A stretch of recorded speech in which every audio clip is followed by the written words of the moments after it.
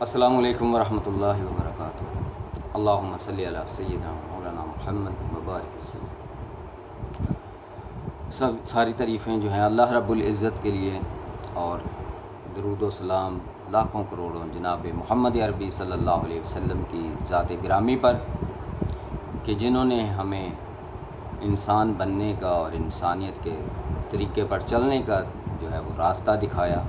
اور بھولی بھٹکی انسانیت کو سیدھی راہ دکھائی۔ اللہ رب العزت کا راستہ جو تھا وہ دکھایا اور پیغام پہنچایا۔ سرکار دو عالم صلی اللہ علیہ وسلم کی سیرت کے سلسلے میں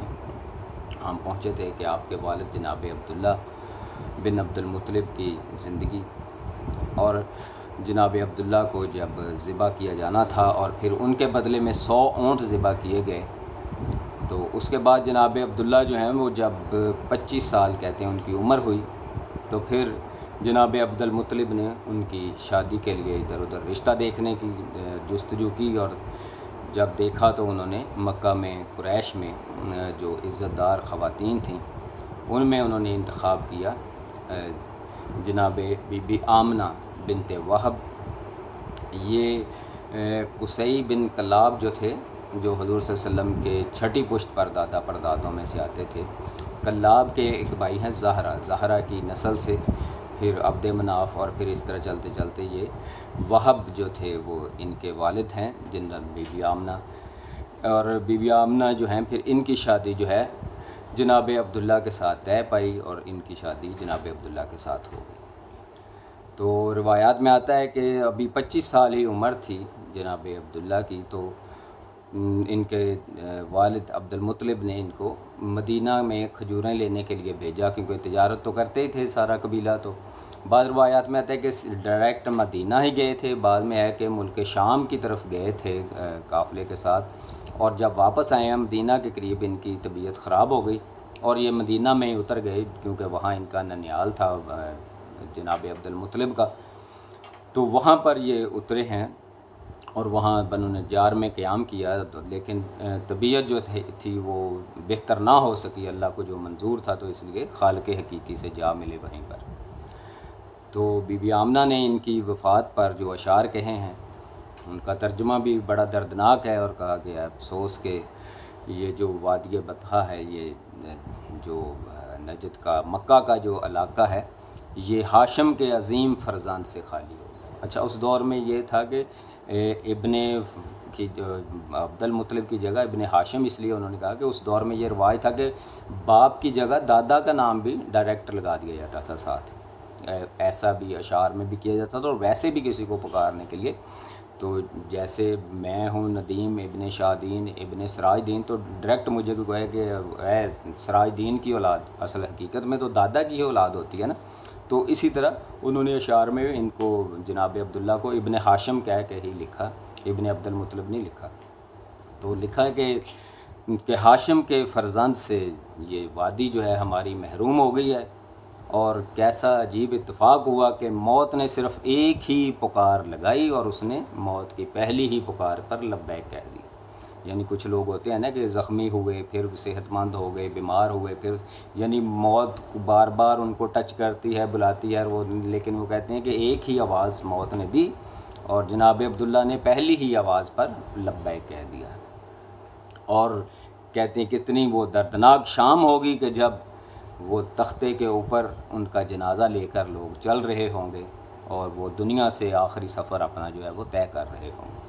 تو ان الفاظ سے یہ ظاہر ہوتا ہے کہ جناب آمنہ کو اپنے شوہر جناب عبداللہ سے کتنی زیادہ والہانہ محبت تھی، اور کتنا زیادہ ان کا پیار تھا آپس میں، لیکن اللہ رب العزت نے جو لکھا تھا ویسے ہی ہونا تھا۔ تو پھر اس کے بعد لکھتے ہیں کہ بعض مورخین نے یہ بھی لکھا ہے کہ سرکار دو عالم صلی اللہ علیہ وسلم اس وقت دنیا میں تشریف لا چکے تھے، اور صرف 2 ماہ آپ کی عمر تھی، لیکن زیادہ تر روایات یہی ہیں کہ سرکار دو عالم صلی اللہ علیہ وسلم کی پیدائش، ولادت باسعادت ابھی نہیں ہوئی تھی کہ والد آپ کے دنیا سے رخصت ہو گئے۔ اس کے بعد بی بی آمنہ کے گھر میں جب سرکار دو عالم صلی اللہ علیہ وسلم کی تشریف آوری ہوئی تو لوگوں نے بڑیاں خوشیاں منائیں، جناب عبد المطلب بڑے خوش ہوئے، آپ کے سارے چچا تچے وہ بھی بڑے خوش ہوئے، اور پھر یہ اماں حلیمہ جو ہیں یہ دودھ پلانے والی عورتیں جو ہیں، یہ شروع سے ہم بچپن سے سنتے آئے ہیں کہ یہ عرب کا دستور تھا کہ لوگ اپنے بچوں کو دائیوں کے حوالے کر دیتے تھے کہ وہ دیہاتی ماحول میں، کھلے ماحول میں بچوں کی پرورش ہو، اور وہاں پر جو ہے وہ دودھ پلانے کا ان کو معاوضہ دیا جاتا تھا۔ تو اماں حلیمہ یہ لکھتی ہیں، روایات میں آتا ہے انہی کی طرف سے معاف کیجیے، کہ میں اپنے میاں کے ساتھ، اور میرا خود بھی ایک چھوٹا سا بچہ تھا، اس کو لے کر اس حالت میں کہ کمزور سی ہماری اونٹنی تھی، ایک گدی تھی، اس پر ہم لوگ سوار ہوئے اور وہاں پر مکہ میں پہنچے۔ تو میرے ساتھ والی جو جتنی بھی دائیاں تھیں، سب نے کوئی نہ کوئی بچہ سب کو مل گیا، اور جناب محمد رسول اللہ صلی اللہ علیہ وسلم کے گھر جو بھی جاتی اور اس کو پتہ چلتا کہ یہ بچہ یتیم ہے، اس کا باپ نہیں ہے، تو وہ اس لیے آپ کو چھوڑ دیتی کہ اگر بچے کا باپ زندہ ہو وہ تو کافی اچھا معاوضہ دے دیتا ہے، لیکن چچا اور دادے اور بیوہ ماں جو ہیں وہ ہمیں کیا دے سکتے ہیں، وہ ہماری کیا خدمت کریں گے، تو اس لیے وہ اگنور کر کے تو آگے چلی جاتی ہیں۔ تو کہتے ہیں جب واپس آنے لگے تو پھر میں نے اپنے شوہر سے کہا کہ بچہ اور تو کوئی نہیں مجھے ملا، تو کیوں نہ میں وہ یتیم بچہ جو ہے اسی کو گود لے لوں، تو اسی کو میں لے آؤں، چلو کچھ نہ کچھ تو ہمیں ملے گا۔ تو کہتے میرے میاں نے بھی کہا کہ شاید اللہ تعالیٰ اس کی برکت سے ہمارے دن بھی پھیر دے، جاؤ تم نے ٹھیک فیصلہ کیا۔ تو کہتے پھر میں واپس آئی اور پھر جناب محمد رسول اللہ صلی اللہ علیہ وسلم کو لے کر جو ہیں وہ اپنے ساتھ آئیں۔ تو کہتی ہے کہ وہ رات ہم نے مکہ کے باہر جو ہمارا ڈیرا تھا وہیں قیام کرنا تھا اور صبح وہاں سے جانا تھا، اور کہتی ہیں ہمارے علاقے میں قحط تھا، خوراک کی کمی تھی بہت زیادہ، تو اس لیے میرے سینے میں بھی دودھ کی کمی تھی، میرا اپنا بچہ جو تھا وہ بھی دودھ کم ہی اس کو میسر تھا، لیکن اسی رات اللہ رب العزت نے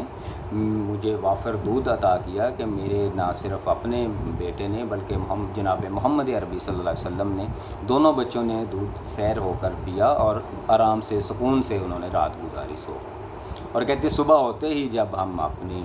اونٹنی پر سوار ہوئے ہیں اور گدی پر سوار ہوئے ہیں، تو یہ جو آتے وقت مکہ میں آتے وقت سب سے پیچھے پیچھے لاغر ہونے کی وجہ سے چلتی آ رہی تھی، جاتے وقت جو ہیں وہ سب سے آگے جو ہیں وہ دوڑ دوڑ کر جا رہی تھی، اور میری سہیلیاں جو ہیں وہ کہہ رہی تھیں کہ واللہ یہ کیا وہی تمہاری سواریاں ہیں جو آتے وقت تھیں تمہارے پاس، اور اب کتنی تیز تم ہو، اب تو ہم سے تم ہاں میں ہاں بھی نہیں ملا رہی، تم کتنی آگے چلی جا رہی۔ تو کہتے ہیں ہاں وہی ہے، لیکن ان کو کیا پتہ کہ اب جو ہے سوار جو شاہ سوار ہے وہ اب بدل چکا ہے، تو اب تو کوئی دنیا کی طاقت جو ہے وہ اس کا مقابلہ نہیں نہ کر سکتی۔ تو کہتے اس طرح پھر ہم اپنے گاؤں میں پہنچ گئے، اور وہاں بھی ہم نے بہت فیوز و برکات دیکھی کہ سرکار دو عالم صلی اللہ علیہ وسلم کی برکت سے ہماری بکریاں جو تھیں وہ قحط کے دنوں میں بھی جنگلوں میں پہاڑوں میں جاتی اور پیٹ بھر کر وہاں سے کھا کر آتی، اور اچھا خاصا ان کا دودھ بھی ہمیں ملتا، اور ہماری اونٹنی جو تھی وہ بھی دودھ اچھا دینے لگ گئی، اور لوگ جو تھے وہ اپنے ملازموں کو، اپنے غلاموں کو ڈانٹتے اور کہتے کہ جہاں حلیمہ کے بچے ملازم جو ہیں وہ بھیڑ بکریاں لے کے جاتے ہیں تم بھی ادھر ہی لے کے جایا کرو ان کے پیچھے پیچھے۔ تو کہتے پھر بھی جو ہماری بکریاں تھیں دوسروں سے ان کی نسبت وہ زیادہ صحت مند ہونے لگ گئیں اور زیادہ دودھ دینے لگ گئیں، جبکہ دوسروں کی بکریوں کے تھن جو تھے وہ خشک سالی کی وجہ سے سوکھے ہوئے تھے۔ تو یہ سرکار دو عالم صلی اللہ علیہ وسلم کی برکات جو تھیں ان کو شروع سے ہی نظر آنا شروع ہو گئی۔ اور پھر کہتے ہیں جب دودھ پلائی کی وہ 2 سال مدت کمپلیٹ ہو گئی، لیکن اب دل جو تھا یہ چاہ رہا تھا کہ یا اللہ اب یہ بچہ اتنا پیارا ہے، اتنی اس کے فیوز و برکات ہیں، تو یہ ہمارے پاس ہی رہے کسی طرح۔ تو کہتے لیکن پھر چاروں نہ چار ہم دونوں جی جو تھے میاں بیوی، ہم مکہ گئے کہ چلو اب اس کے خاندان کے حوالے کرتے ہیں، ایک دفعہ بات کر کے دیکھ لیں گے اگر وہ مان جائیں کہ اس کو ہمارے پاس ہی رہنے دیں۔ تو کہتے ہیں ہماری قسمت اچھی تھی کہ مکہ میں کوئی بیماری پھیلی ہوئی تھی، تو ہمیں اس کا بہانہ مل گیا، تو ہم نے دادا عبد المطلب سے اور بچے کی ماں سے بھی کہا کہ دیکھیں مکہ کے حالات جو ہیں وہ بچوں کی صحت کے لیے ٹھیک نہیں ہیں، یہاں تو بیماری پھیلی ہوئی ہے، تو اگر آپ مناسب سمجھیں تو ہم مزید چند سال اس کو اپنے پاس لے جائیں۔ تو کہتے ہیں کہ ماں نے دادا نے یہی فیصلہ کیا کہ ہاں ٹھیک ہے، بچے کی صحت کے لیے بھی بہتر ہے، اور آپ جیسا مناسب سمجھیں کہ اس کو اپنے ساتھ ہی لے جائیں، آپ اچھی پرورش کر رہے ہیں۔ تو ابھی کیا پتہ تھا کہ پرورش تو اللہ رب العزت جو ہے وہ ڈائریکٹ کر رہا ہے، اس میں مائی حلیمہ بیچاری کا کیا کمال ہے۔ اچھا یہاں ایک اختلافی بات بھی ہے کہ اہل تشیع جو ہیں ان کا یہ کہنا ہے کہ یہ پرورش جو ہے یعنی سنی روایات میں یہ لکھا ہے کہ اماں حلیمہ نے زیادہ کی ہے، لیکن وہ کہتے ہیں کہ جناب ابو طالب کی جو بیوی ہیں، دودھ پلائی اور چھوٹے بچپن میں پرورش انہوں نے بھی کی ہے۔ تو ہو سکتا ہے ایسا بھی ہو، انہوں نے بھی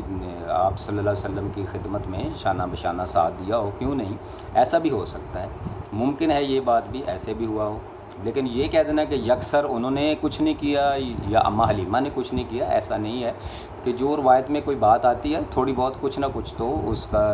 حقیقت کے ساتھ تعلق ہوتا ہی ہے۔ تو گویا جس نے بھی پرورش کی، لیکن زیادہ تر نام جو ہے وہ اماں حلیمہ کا ہی آتا ہے۔ تو پھر جب سرکار کی عمر 4-5 سال کی ہوئی ہے تو پھر جبرائیل علیہ السلام آئے ہیں، اور انہوں نے پھر سرکار دو عالم صلی اللہ علیہ وسلم بچوں میں کھیل رہے تھے، ان کو پکڑ کر ایک سائڈ پہ کیا ہے۔ وہاں جو شق صدر کہتے ہیں کہ سینے کو چاک کرنا اور اس کو کھولنا، اور جس طرح آج کل بالکل بائی پاس آپریشن کیا جاتا ہے کہ سینے کو سینٹر سے چیرا جاتا ہے اور پھر پسلیوں کو ایسے ایک گیٹ کی طرح جو ہے وہ دونوں طرف کھول دیا جاتا ہے اور دل کو وہاں سے نکالا جاتا ہے، تو ایسے ہی جناب جبرائیل علیہ السلام نے کیا، اور ایک جو کہتے ہیں خون کا ایک چھوٹا سا لوتڑا تھا وہ نکالا اور کہا کہ یہ شیطان کی طرف سے تھا یا شیطان کا اثر اس پہ چل سکتا تھا، تو یہ میں نے آپ کے دل سے نکال دیا۔ اور پھر ایک تشت جو تھا، جس کو آپ ایک ڈش یا بڑی سی پرات کہہ لیں، اس میں وہ زمزم کے پانی سے اس کو واش کیا، اچھی طرح سے دھویا، اور پھر اپنی جگہ پر دل کو فٹ کر دیا۔ اچھا، کچھ بچے جو تھے وہ اس منظر کو دیکھ کر کے کہ جناب جبرائیل جو ہیں انسانی شکل میں آئے اور ان کو پکڑ کے جناب محمد رسول اللہ صلی اللہ علیہ وسلم کو ایک طرف کو لے گئے، تو وہ بھاگے بھاگے اماں حلیمہ کے گھر آئے اور کہا کہ نعوذ باللہ محمد صلی اللہ علیہ وسلم کو کسی نے اغوا کر لیا ہے یا قتل کر دیا۔ تو پھر یہ لوگ جو تھے بھاگے بھاگے یہ اس جگہ پر آئے کہ جہاں بچوں نے کہا کہ اس جگہ پر ہم کھیل رہے تھے، تو وہاں آئے تو جناب محمد عربی صلی اللہ علیہ وسلم کو، سرکار کائنات کو وہاں پر بالکل صحیح سالم اور تندرست پایا۔ تو پھر آپ سے پوچھا کہ کیا ہوا تھا، تو آپ نے وہ واقعہ بتایا، تو اماں حلیمہ جو تھیں وہ پریشان ہو گئی کہ یہ تو عجیب سا واقعہ ہے جو یہ بچہ بتا رہا ہے۔ تو پھر گھبرائیں کہ کہیں ہماری وجہ سے کوئی نقصان نہ ہو جائے۔ تو پھر سرکار کی عمر 4-5 سال جب ہوئی تو پھر وہ واپس آپ کو آپ کی والدہ کے سپرد کر کے، تو والدہ محترمہ جو تھیں پھر انہوں نے پرورش کی، اور پھر ایک دفعہ پروگرام بنا کہ دادا عبد المطلب اور سرکار دو عالم صلی اللہ علیہ وسلم 5-6 سال کی عمر میں، اور آپ کی والدہ بی بی آمنہ جو ہیں، یہ سارے جو ہیں ہم جائیں مدینہ میں جائیں اور وہاں پر جناب عبداللہ کی قبر پر حاضری دے کر آئیں۔ تو کہتے ہیں کہ ابھی یہ جانے کا سلسلہ شروع ہی تھا تو بی بی آمنہ کی طبیعت جو تھی وہ ناساز ہونا شروع ہو گئی،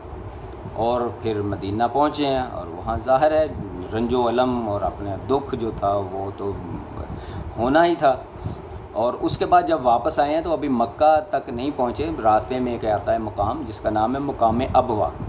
تو وہاں پر سرکار دو عالم تاجدار مدینہ رحمۃ اللہ عالمین صلی اللہ علیہ وسلم کی والدہ کی قبر مبارک ہے۔ مقام ابوا پر آ کے آپ نے جان جو ہے وہ جان آفریں کے سپرد کر دی، اللہ رب العزت کو پیاری ہو گئی۔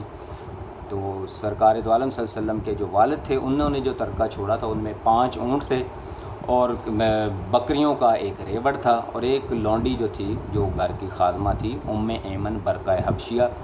وہ بھی قافلے کے ساتھ تھیں ان کے۔ تو جب سرکار دو عالم صلی اللہ علیہ وسلم کی والدہ بھی رحلت فرما گئیں، دنیا سے چلی گئی، تو پھر وہاں پر ایمن برقہ نے آپ کو اپنے گود میں لیا، کیونکہ شروع سے بھی وہ آپ کے اپنا ایک دائی کی طرح سے، آپ کے ایک گھریلو سرونٹ کی طرح سے کام تو کر ہی رہی تھیں، لیکن وہاں پر پھر جو ماں کی جدائی جو تھی اس کا جو ہے آلٹرنیٹ اگر کوئی ملا تو وہ ایمن برقہ حبشیہ تھیں، اللہ رب العزت ان پر بھی اپنی رحمتیں نازل فرمائے کہ انہوں نے ہمارے سرکار دو عالم صلی اللہ علیہ وسلم کو پھر اپنی آغوش میں لیا، اور پھر دادا عبد المطلب کے ساتھ جو تھے مکہ تک واپس آئے۔ باقی انشاءاللہ آئندہ عرض کریں گے۔ اللہ رب العزت سے دعا ہے کہ ہمیں سرکار دو عالم صلی اللہ علیہ وسلم کے حالات زندگی سے آگاہ ہونے کی، اور آپ صلی اللہ علیہ وسلم کی زندگی کے مطابق اپنی زندگیوں کو ڈھالنے کی اور آپ کے نقش قدم پر چلنے کی توفیق عطا فرمائے۔ والسلام علیکم ورحمۃ اللہ وبرکاتہ۔